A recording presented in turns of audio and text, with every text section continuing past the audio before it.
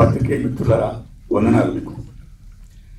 ఒకసారి ప్రసాద ల్యాబ్లో నేను అలా బయటకు వెళ్తున్నప్పుడు మన సార్ అక్కడ దిగాడిదే ఉన్నారు, పైలు మిక్సి దిగాడిదే ఉన్నారు. ఆయన వారు కనపడిన విశేష వెంటనే ఆ మహానుభావుడు ఇప్పుడు ఏం చేస్తున్నట్టు పలానా సినిమాను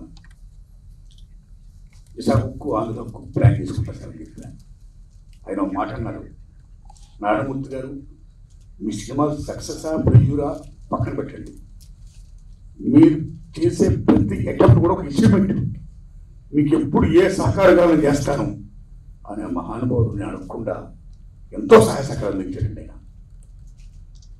ఆయనకి నాకు ఏ అప్లికేషన్ లేదండి, కేవలం నా పట్ల నా సినిమా పట్ల ఆయనకున్న అభిమానం.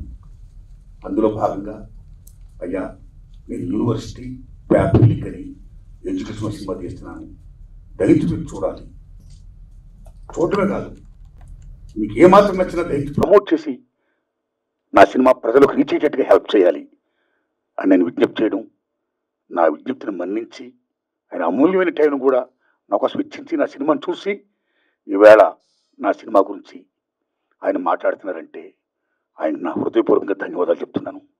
Thanks a lot sir, please.